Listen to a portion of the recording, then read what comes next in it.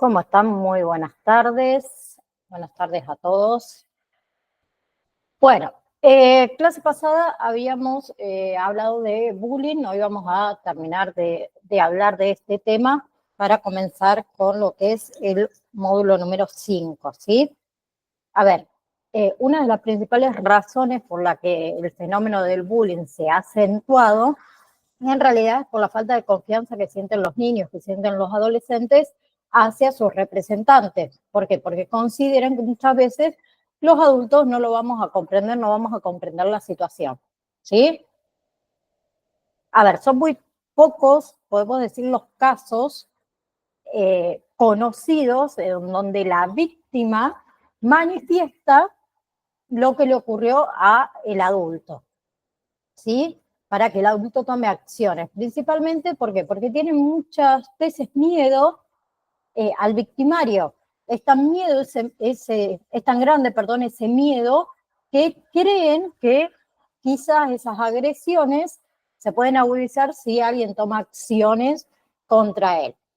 Bien, entonces, tras el acoso, tras el hostigamiento, tras experimentar episodios de estrés, de depresión, de ansiedad, debe ser tratado, como dijimos en la clase pasada, por un psicólogo o un psicoterapeuta, en realidad con la finalidad de erradicarlo, ¿sí? También para rescatar todo lo que es su autoestima. Hola Elvira, ¿cómo estás?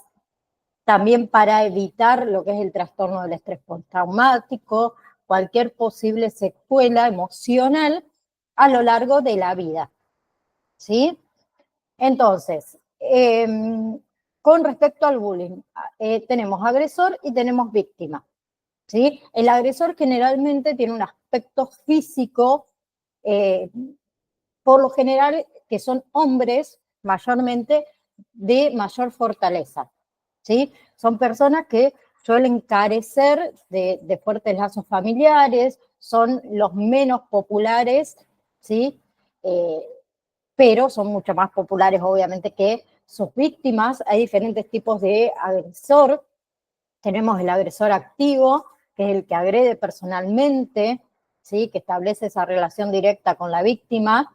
Después tenemos el otro tipo, que es el social, indirecto, que es el que manipula el compromiso o el comportamiento, mejor dicho, de los otros, y el pasivo es el que participa de la agresión, pero que no actúa en esa agresión. ¿Sí? Tiene secuaces, podemos decir. Bien, y las víctimas, con respecto a su aspecto físico, suelen no ser los más fuertes ni los de gran tamaño, ¿sí? Por ahí son los que denotan cierta debilidad o cierta fragilidad, ¿sí? O presentan ciertos rasgos por ahí visibles que lo marcan como diferentes. Generalmente son aquellos que son más rechazados, aquellos que les cuesta socializar, son los pocos populares, ¿sí? Son aquellos niños que pasan mucho tiempo en casa, suelen ser estos niños sobreprotegidos, y también hay diferentes tipos de víctimas, ¿sí? Tenemos la víctima activa o proactiva, que son los que exhiben sus propios rasgos vulnerables, ¿sí? Combinados también en un modelo de ansiedad, ¿sí? y reacción agresiva, y los pasivos, que son aquellas víctimas que se muestran poco y suelen sufrir en silencio, ¿sí? Pero también tenemos a los espectadores y a los adultos. Bien, con respecto a los espectadores, toda esta falta de apoyo a las víctimas es el resultado de la influencia de los agresores. Hola Luis, buenas tardes.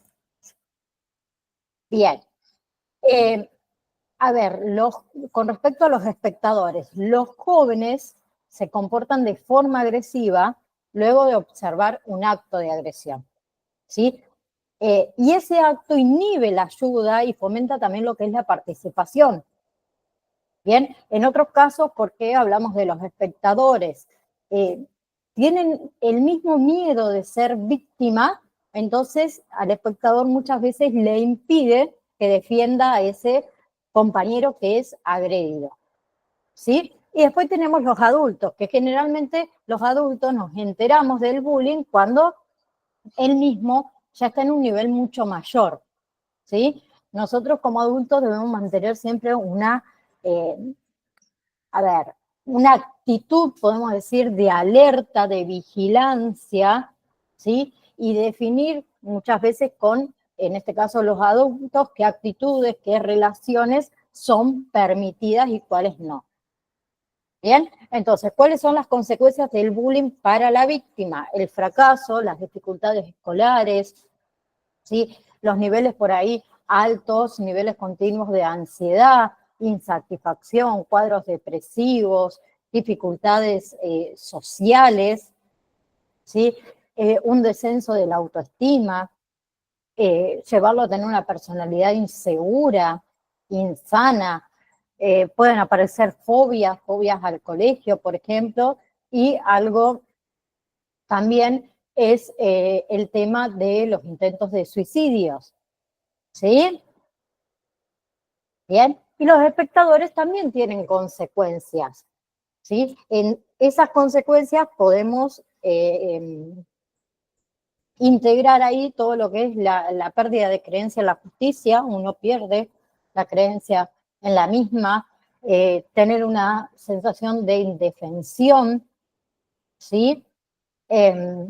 Después, por ejemplo, se valora como respetable lo que es la conducta agresiva para estos espectadores. ¿Bien? Ahora, retomando un poquito el tema de la escuela, familia y discapacidad, el tema del momento del diagnóstico, que también lo estuvimos hablando. Acuérdense que en el momento del diagnóstico se promueve que una crisis familiar. Hay un antes y un después de ese diagnóstico, ¿sí? Y hay 4 fases en el duelo por este hijo sano que pasa en la familia. La primera fase, la fase de embotamiento de la sensibilidad, ¿sí? Que acontece realmente en los momentos inmediatamente posteriores a ese diagnóstico, donde la familia se siente como en un estado de shock, en un estado de aturdimiento, de confusión.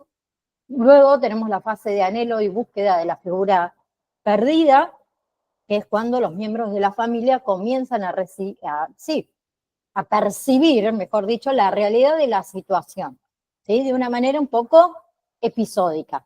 La familia muchas veces se niega a aceptar ese diagnóstico y aparece todo lo que es la indiferencia, la culpa, la desmentida, etc. Luego atraviesan por la fase de desesperanza o la fase de desorganización, ¿sí? Que comienzan a aparecer estos sentimientos de que ya nada se puede hacer, que nada puede volver la situación hacia atrás, ¿sí? Muchas veces se cae en depresión, en apatía, en sentimientos estos de vacío, sentimientos de impotencia, desesperanza, también de recuperar eso anhelado o eso perdido. Y por último tenemos la fase de reorganización, que se caracteriza más que nada, acuérdense, ¿por qué? Por la atenuación de los sentimientos de las etapas estas anteriores, donde acá la familia comienza a encontrarse con sus propios recursos, ¿sí? La familia también logra incorporar al niño al grupo familiar y muchas veces hay una reorganización de roles y funcionamientos familiares, ¿sí? Bien. ¿Cuáles son los factores ahora que inciden muchas veces en estas crisis? La historia de la pareja parental, también el lugar asignado a este hijo, el momento del ciclo vital que atraviesa esa familia, el grado de discrepancia entre el hijo deseado y el hijo real, ¿sí? También otro factor es cómo es significada la discapacidad dentro de la familia. También tiene mucho que ver la personalidad de los padres, ¿sí? Las características, digamos, particulares de ese núcleo familiar, ¿sí? También tiene mucho que ver la posibilidad de comunicación de los sentimientos en esa familia, las características del vínculo de la pareja, ¿sí? También tiene otro factor, es el tema del diagnóstico, si el diagnóstico fue un diagnóstico tardío o no, tiene que ver mucho lo que es el nivel económico, el nivel cultural de la familia, ¿sí? Y después la familia también entra por otra etapa, que es el tema de la elección de la escuela. ¿sí? La elección de la modalidad escolar es una decisión que por ahí para estas familias es bastante compleja, despierta muchísimos sentimientos, dudas, inseguridades, agobio, exigencias, angustias, soledad, ¿sí? Incluso en la escolaridad común aparecen estos temores de que el hijo por ahí puede no recibir la atención adecuada, puede que el hijo sea rechazado o discriminado, pueda que el hijo no pueda responder a las exigencias pedagógicas, entre muchísimas más. Y después tenemos el tema de la concurrencia a la escuela especial, que también hay temores, ¿sí? Hay este miedo de que ese medio no sea lo suficientemente estimulante, ¿sí? Hay ese miedo de que sus contactos queden reducidos a esos compañeros con igual o peor déficit que el niño, ¿sí? Bien, a ver, cualquier tipo de escolaridad va a ser el medio para mejorar la calidad de vida de esos niños con necesidades educativas especiales. Pero sé que es muy difícil el tema de la decisión para la familia, ¿sí? Y acuérdense también siempre que la integración del niño debe comenzar en la familia, ¿sí? Es importantísimo, ¿sí? Que el niño logre ubicarse en esta dinámica familiar, en esta dinámica, digamos, vincular. Entonces, la integración del niño al grupo familiar le va a abrir caminos para su integración desde la familia hacia la escuela y hacia la sociedad. ¿Ok? Bien, con eso nosotros terminaríamos lo que es el módulo número 4, ¿sí? Vamos a comenzar con lo que es el módulo número 3, perdón, número 5, ya me fui, número 3, dije, estoy abriendo el campus virtual, si me dan un segundito. Acompañamiento terapéutico, acá, septiembre. Bien. Estoy yendo al módulo 4. Que lo tengo tan abajo. Ahí está. Ahí llegó, ahí llegó. Bien. Módulo número 4. Estoy abriendo también el calendario. Porque a nosotros nos queda la clase del 5 y la clase del 12. Nada más. Vamos a hacer una cosa. Con respecto a la validación del módulo número 4. Yo se las voy a habilitar, ¿sí? A la validación del módulo número 4 y también la validación de lo que es el módulo número 5, pero no va a tener una fecha para realizarla. A ver, la va a realizar aquel que quiera repasar, vamos a decirlo de una manera, el módulo. ¿Sí? Bien, no va a ser un requisito que ustedes tengan aprobada la validación número 4 y la validación número 5. Se las habilito simplemente para aquel que quiera repasar, ¿sí? La va a poder realizar las veces que quiera a la validación, ahí se la estoy habilitando en este preciso momento, para no olvidarme. ¿Por qué? Porque si yo les tomo validación ahora, o sea, la semana próxima en realidad, que debería ser, después les queda solamente una semana para repasar. Entonces, prefiero que, si quieren, más vale la realizan a la validación, pero a modo de repaso, sí, la pueden realizar las veces que ustedes quieran y deseen. ¿Ok? Ahora, módulo número 5, vejez. ¿Qué es la vejez? Es un estado de involución, no un estado, no una enfermedad. ¿Sí? Bien, no es solo un hecho biológico, es un hecho también, el tema de la vejez, un hecho cultural, ¿sí? Donde se produce una reducción de los intereses, donde hay una pérdida de la fluidez mental, donde aparecen estas dificultades para movilizar, digamos, todos estos recursos cognitivos, el uso de la función ejecutiva, como la memoria de trabajo, la flexibilidad, la organización, ¿sí? aparece lo que es la soledad, el aislamiento. Bien, en la vejez estamos a la espera, como se dice, de la muerte. Y suceden cambios que son graduales. ¿Cuáles son esos cambios? El primero, la edad cronológica. ¿Sí? Son los años transcurridos, desde el nacimiento. Después tenemos la edad biológica, que son los cambios físicos y los cambios biológicos que se dan. Después tenemos la edad social, ¿sí? Que hace referencia a la capacidad de contribuir al trabajo, de contribuir a la protección, al grupo social, a la utilidad social. Y por último tenemos la edad psicológica, ¿sí? Que se da en función de que de los cambios cognitivos, de los cambios afectivos y los cambios de personalidad a lo largo del ciclo vital, ¿sí?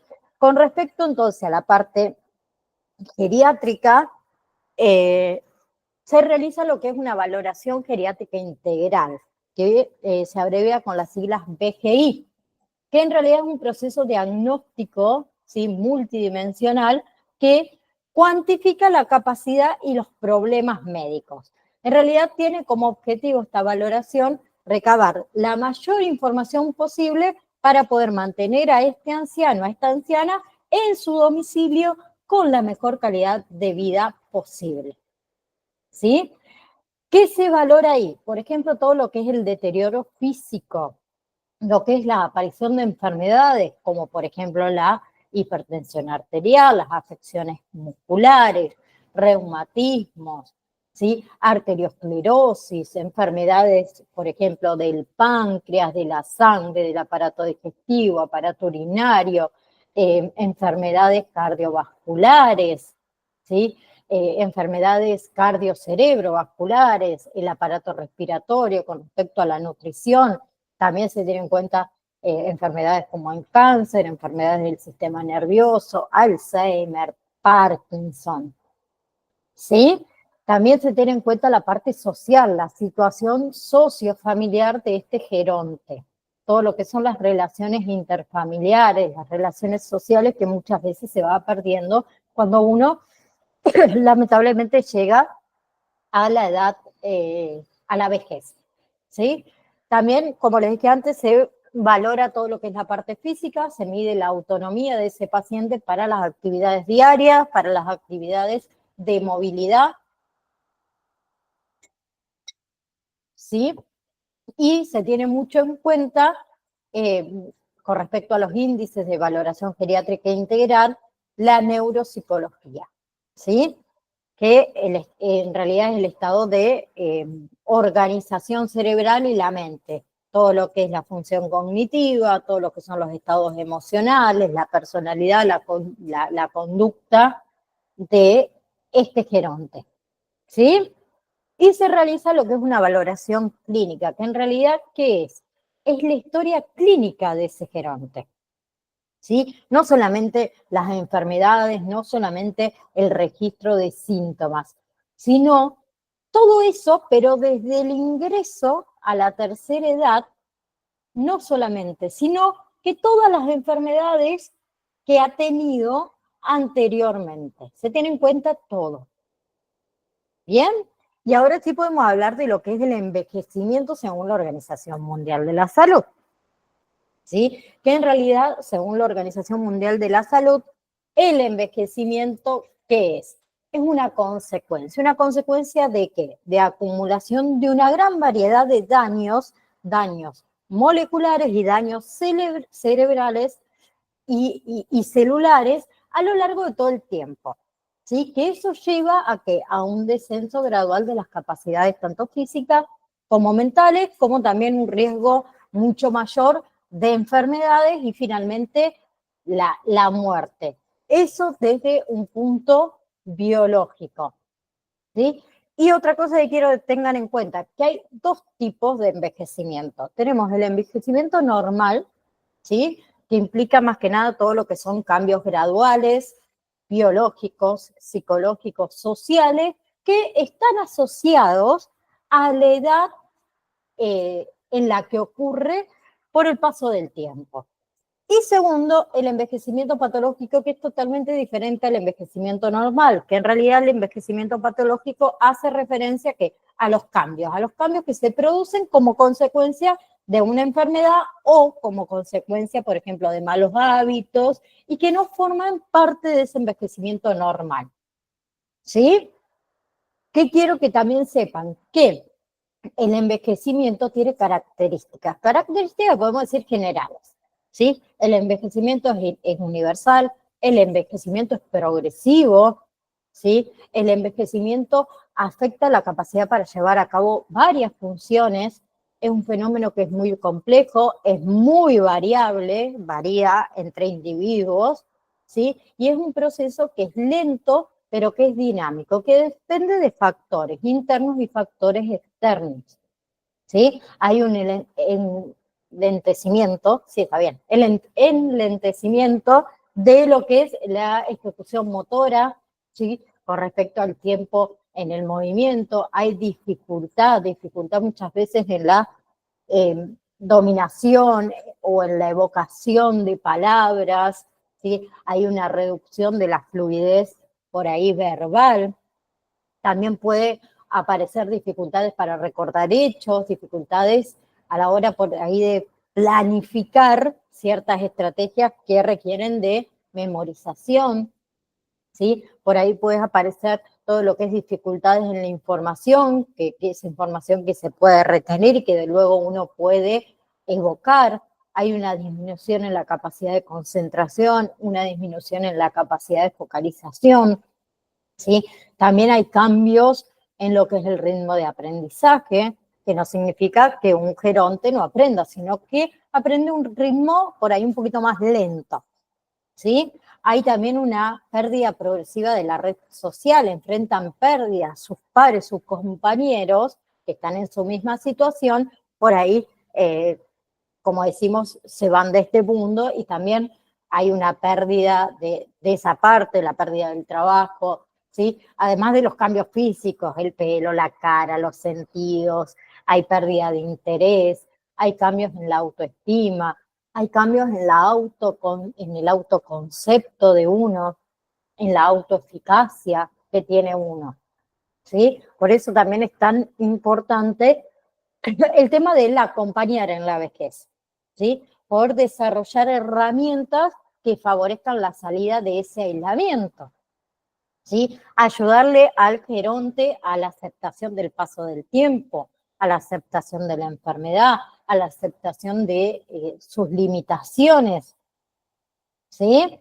El acompañar en la vejez se desempeña en donde, en el entorno habitual familiar y social. El objetivo o el objeto de cuidado debe ser tratado realmente como un sujeto de cuidado, ¿sí? No es más ni menos que una persona más, ¿sí? En esto de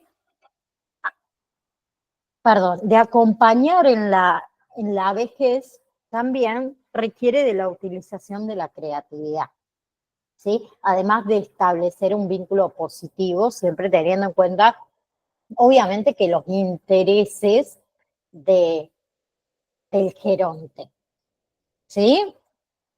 Entonces, puntos claves en el acompañamiento: respetar sus tiempos, ¿sí? Acuérdense que los movimientos por ahí de los ancianos son mucho más lentos. Con respecto a la alimentación, por ahí evaluar si faltan piezas dentarias, si hay patologías relacionadas con la deglución, con la digestión, ¿sí? Actuar muchas veces como intermediarios entre el anciano y la familia, que muchas veces también la familia los desvaloriza, ¿sí? Seguir todo lo que son indicaciones médicas, estimular al anciano durante la rehabilitación, siempre reforzando todo lo que son sus avances. Tenemos que tener en cuenta las discapacidades, por ejemplo, la sordera, ¿sí? Ser serviciales, mostrarnos siempre alegres, dar importancia también a todas sus manifestaciones, esas manifestaciones de dolor, de fatiga, de problemas digestivos. ¿Bien? Otra cosa, siempre informar, acuérdense, a los profesionales correspondientes si nosotros notamos algún signo, algún síntoma que sea patológico. ¿Bien? Y tenemos que tener mucho, mucho cuidado con la depresión en los ancianos, ¿sí? Respetar esto de los relatos del anciano, que muchas veces son repetitivos, ¿sí? Distraer lo que es su atención de recuerdos tristes, ¿sí? Demostrar que nosotros sentimos placer en su compañía. Por eso debemos ser afectuosos, pero realmente debemos ser constantes, debemos ser firmes con la terapia, ¿no? ¿Sí? Respetar también su independencia, respetar su religión. Cata, mírame el tómico. Respetar su religión, ¿sí? Fomentar, como les dije antes, la creatividad, la relación con personas de diferentes edades, ¿sí? También podemos involucrar al anciano, a la anciana en actividades que disfruten, la jardinería, la carpintería, la música, la cocina, el dibujo, la pintura, ¿bien? Y permitirle que ellos puedan contar todas sus experiencias de vida. ¿Bien? ¿Por qué digo esto? Porque también hay pacientes con riesgo suicida en geriatría, aunque no lo parezca. Y el suicidio en ancianos es un problema de salud pública que es muy significativo. Y el acompañante terapéutico acá también juega un papel crucial en la reducción de este riesgo suicida. ¿Sí? No solamente en la internación psiquiátrica, en los hogares de día, en las instituciones geriátricas, sino en el domicilio de ese paciente. ¿Bien? Bien. Entonces, funciones del acompañante terapéutico con respecto a los gerontes ancianos o en lo que es la vejez. Una de las funciones es la contención diaria, ¿sí? Proporcionarle apoyo emocional, psicológico constante. Ayudar a la reinserción de ese paciente en nuevos entornos, muchas veces geriátricos, hospitales de día. Bien, colaborar también con la reconstrucción de una identidad, ¿sí? Y brindar herramientas para que el paciente se ancle, podemos decir, a esta nueva vida, ¿sí? Aunque eso muchas veces implique lo que es la aceptación de la muerte como un proceso natural, no un proceso en realidad deseado. ¿Sí? ¿Vamos hasta ahí?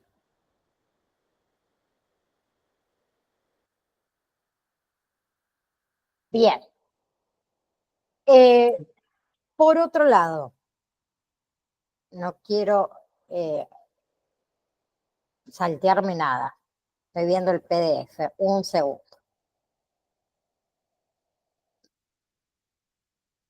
A ver si vamos bien. Sí, vamos bien. No, pensé que me había salteado una parte, pero no, vamos bien. Ahora, vamos a hablar, ¿sí? De lo que es lo que sería el deterioro cognitivo leve, perdón, ¿sí? El deterioro cognitivo leve, que lo van a encontrar con las siglas DCL, ¿sí? Se encuentra en el envejecimiento normal y también en el patológico, ¿sí? En realidad el deterioro cognitivo leve se caracteriza porque por la disminución en el funcionamiento intelectual respecto a el nivel previo, ¿sí? Sin ningún otro tipo también de déficit cognitivo significativo que indique demencia, ¿sí? Que la demencia constituye un estado transicional que puede evolucionar hacia el Alzheimer o no. ¿Bien? Entonces, ¿cómo se diagnostica el deterioro cognitivo leve? De quejas, ¿sí? Muchas veces esas quejas son expresadas por las personas y son corroboradas por el paciente y los cuidados o los cuidadores más cercanos. También se hacen pruebas neuropsicológicas que tienen como objetivo, ¿sí? Ver todo lo que son las capacidades cognitivas. Bien, también se hacen o hay conversaciones con respecto a otras funciones cognitivas, ¿sí? Mantener ciertas, podemos decir, modalidad en los restos de las funciones cognitivas y lo que es el desempeño normal, ¿sí? Hay diferentes tipos de deterioro cognitivo leve, ¿sí? El deterioro cognitivo tipo memoria o amnésico, ¿sí? Que es el subtipo más frecuente que por ahí se olvidan, ¿sí? Y es el que más evoluciona hacia lo que es el Alzheimer, ¿bien? Donde acá tenemos entre un 12 y un 30% de las personas con este subtipo de deterioro cognitivo leve desarrollan demencia. Después está el deterioro cognitivo leve tipo global, ¿sí? Donde acá todas las funciones cognitivas se ven afectadas en cierta medida, ¿sí? Y acá están más probables de que evolucione hacia el Alzheimer o hacia lo que es una demencia vascular. Y después tenemos el deterioro cognitivo tipo no memoria, ¿sí? Que afecta algunas funciones distintas a la memoria, como es, por ejemplo, el lenguaje, ¿sí? Y esta conversión es más probable que sea hacia lo que es la memoria vascular o la memoria frontotemporal, ¿sí? Y después teníamos lo que es el envejecimiento patológico, ¿sí? O también lo pueden encontrar como envejecimiento secundario, ¿sí? Que se debe a enfermedades, que se debe a malos hábitos, que no forman parte de ese envejecimiento normal. Por ejemplo, Alzheimer, Parkinson, ¿sí? Bien, demencias, ¿sí? Todo lo que es demencia implica que un deterioro cognitivo severo que interfiere en realidad con la actividad cotidiana, ¿sí? Se acompaña más que nada de la pérdida global del intelecto y de la personalidad. Bien, entonces todo lo que son la demencia implica que progresión, ¿sí? Y implica lo que sería irreversibilidad.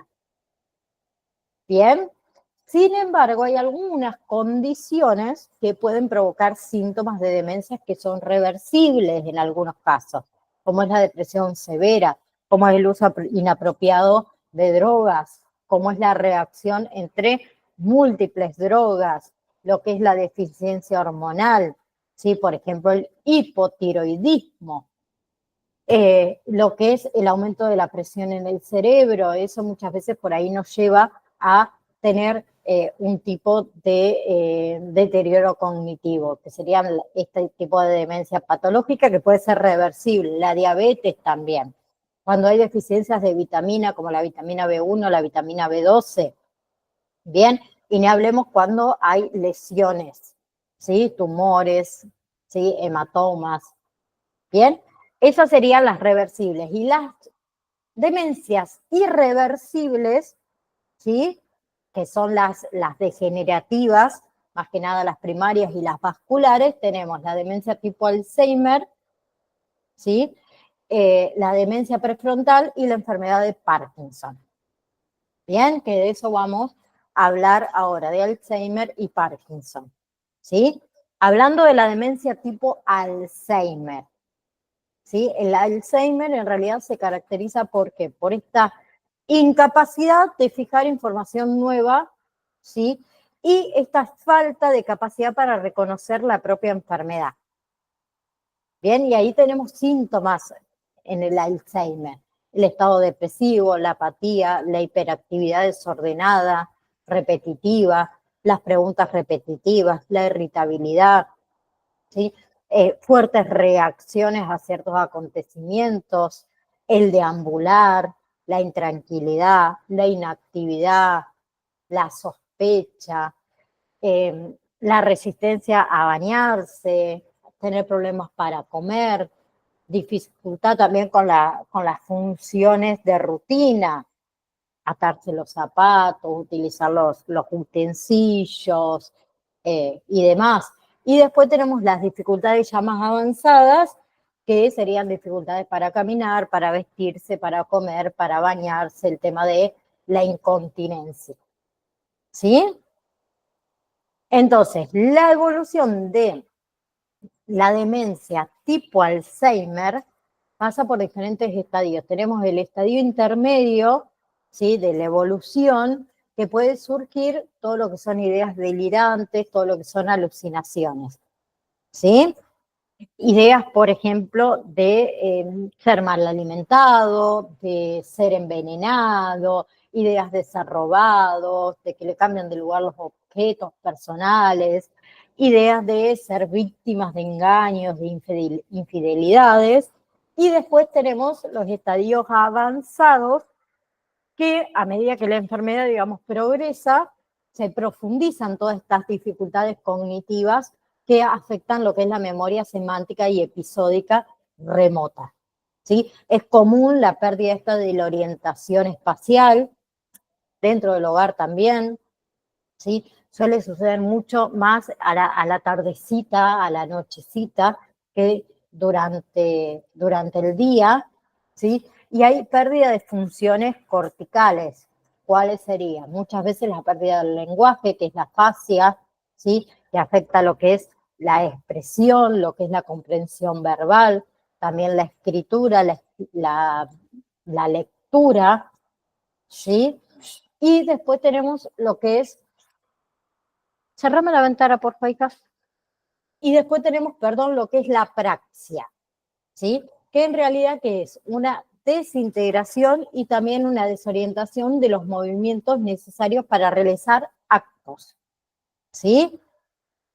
Bien, incapacidades para, por ejemplo, componer la secuencia de movimientos necesarios para una actividad, la incapacidad para realizar o reproducir ciertos gestos simples. Y tenemos también la agnosia, que no sé si la han sentido nombrar alguna vez, que en realidad es la pérdida de la capacidad para el reconocimiento visual o a través de otros sentidos de los objetos, ¿sí? A ver, es cuando el enfermo puede identificar, podemos decir, características de un objeto, el color, el tamaño, pero que no sabe cómo se llama o para qué sirve eso, ¿sí? Y dentro de todos estos síntomas avanzados, tenemos esto de la incapacidad por ahí para reconocer caras, incluso su propio rostro, la mirada perdida, la mirada sin ese interés en lo que es el entorno, el descuido del arreglo personal, después el llevarse toda la boca, que eso se llama hiporexia, ¿sí? Y en otros casos también todo lo que es cuerpo rígido, todo lo que es la postura inflexible, ¿sí? A ver, y el estado final, podemos decir, de la enfermedad suele ser de postración, ¿sí? De una desconexión psíquica de lo que es el entorno, ¿sí? De lo que es la insensibilidad, hay ausencia de sufrimiento. Pero la neumonía, por ejemplo, es una de las causas más comunes de muerte en personas con Alzheimer, ¿sí? Todo lo que es la evolución de la enfermedad, del Alzheimer, puede durar entre 5 y 10 años, ¿sí? Y es mucho más rápida esa evolución si el Alzheimer comenzó en un inicio temprano, que es entre los 50 y los 70 años de edad. Bien. Otra cosa, para el tema del diagnóstico de Alzheimer, generalmente para su diagnóstico, ¿qué se incluye? Un examen del estado general, ¿sí? Para determinar más que nada lo que es la gravedad de esas deficiencias cognitivas. También se puede realizar pruebas con tomografía computarizada o exámenes mucho más detallados por un neurólogo, ¿sí? Que en realidad se hace un examen más microscópico, podemos decir, del cerebro, ¿sí? Post-mortem, que es el único método para confirmar el diagnóstico realmente de Alzheimer. Y para el tratamiento no existe ni un medicamento ni una cura, ¿sí? Pero hay tratamientos que pueden aminorar, vamos a decir, los síntomas, como esos síntomas de confusión, de insomnio, de agitación, de depresión. ¿Sí? Algunos medicamentos pueden mejorar también todo lo que son las funciones diarias, ¿sí? Pero eso no significa que detenga el progreso de la enfermedad. ¿Ok? ¿Vamos hasta ahí? ¿Sí? Bien. Muchas veces a las personas que padecen Alzheimer se necesita, ¿sí?, de los cuidados para este paciente, crear un ambiente familiar, un ambiente constante, sano.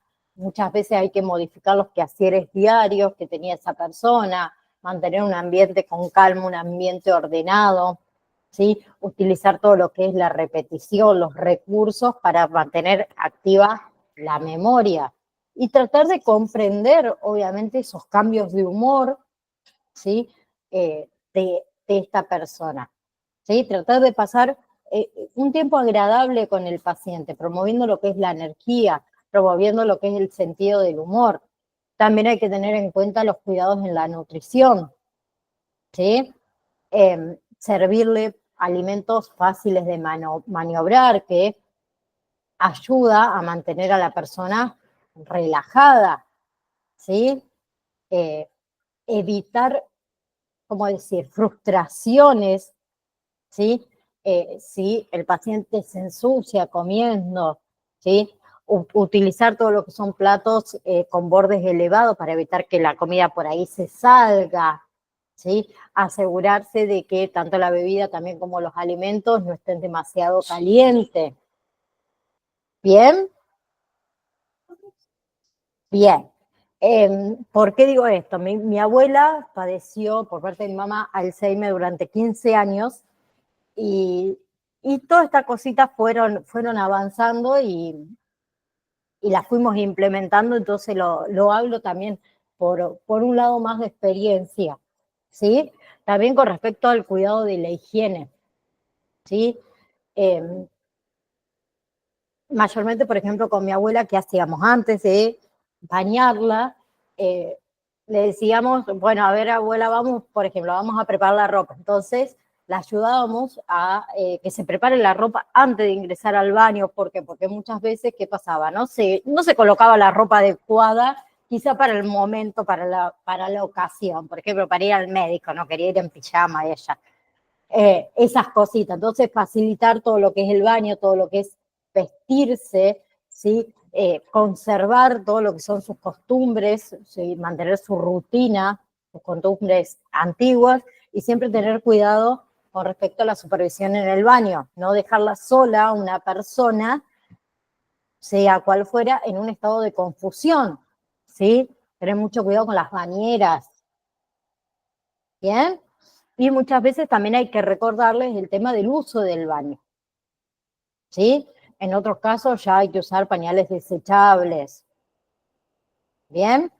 Después, todo lo que son ejercicios de caminar, de bailar, hacer ejercicios, no sé, en grupo, prácticas de deporte que quizás a ellos antes les gustaba, también es muy bueno, y el tema de la recreación, la música, los programas de televisión que le gustaba, visitar amigos, leer revistas, salir, el tema, como le dije antes, la jardinería, las manualidades, ¿bien? Adoptar hobbies dentro de sus capacidades actuales, ¿bien? Otra cosa, el tema de la seguridad. Muchas veces se tienen que instalar barras para que se pueda filmar, por ejemplo, en el baño. Yo recuerdo a preguntarle a mi abuelo por qué en la luz del baño, ¿saben lo que había hecho mi abuelo? Había pegado la tecla con la gotita para que la luz del baño, por ejemplo, nunca se apague. Lo mismo con el velador que tenía mi abuela en la mesita de luz. Y yo un día no comprendía muy bien la situación, en ese momento tenía unos 18 años capaz, y le pregunté a abuelo por qué la luz del baño no se puede apagar. Entonces me explicó por qué, porque cada vez que la abuela se levanta o algo, ella se olvida de prender la luz y ella se había caído, por ejemplo, en el baño. Entonces hizo eso. Entonces, la luz del baño no se podía apagar nunca y el velador, excepto que lo desenchufes, tampoco se podía apagar. Lo mismo que las barras, por ejemplo, que le instaló en un costado del inodoro y en la ducha, ¿sí? Y colocábamos también una silla de plástico para poder ducharla y el tema de las alfombras, ¿sí? Alfombras que se puedan pegar, que no resbalen, ¿sí? La luz nocturna, como les dije recién, también evita un poco el tema de la confusión. ¿Bien? Y tenemos que estar siempre en la vigilancia activa, constantemente, lamentablemente. El uso de utensilios domésticos, el tema de conducir vehículos, el uso de herramientas, si el anciano fuma también, siempre tener eso en cuenta. Si hay armas de fuego en la casa, obviamente una vigilancia sumamente extrema, ¿sí?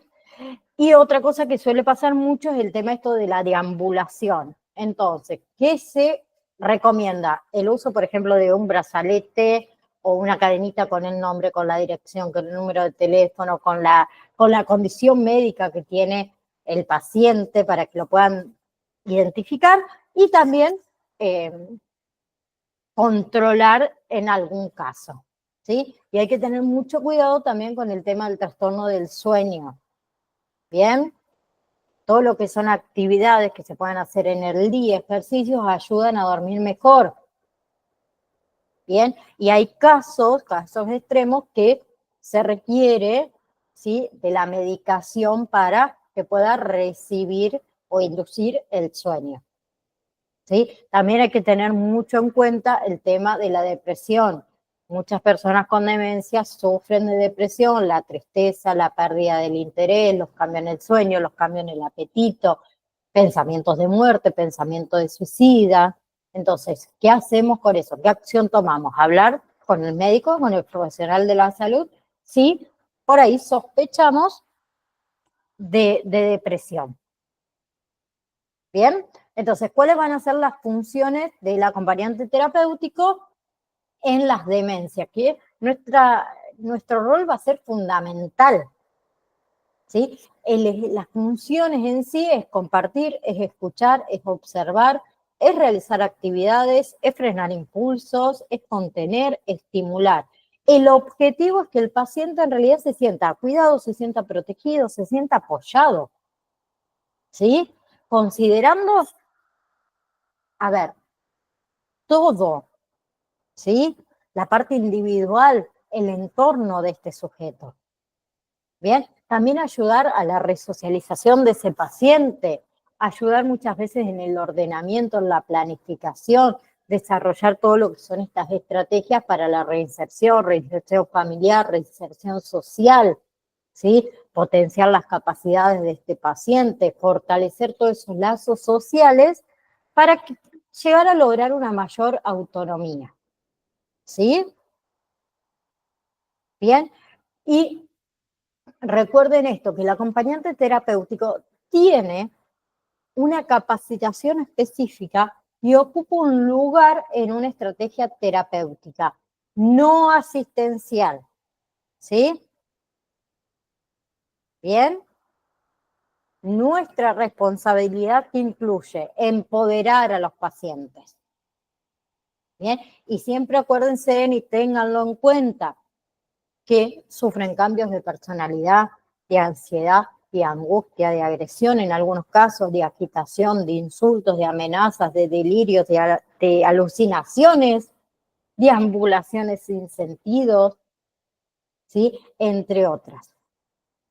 Bien, también otra función nuestra va a ser identificar los factores de riesgo, ¿sí? Equipos electrónicos, no sé, líquidos peligrosos, medicaciones, ¿sí? Considerar estos riesgos en estas actividades cotidianas, el baño, el vestirse, el deambular y las adaptaciones del hogar, si es que obviamente es necesario, ¿sí? Bien, El desafío principal, en realidad, ¿en qué se encuentra?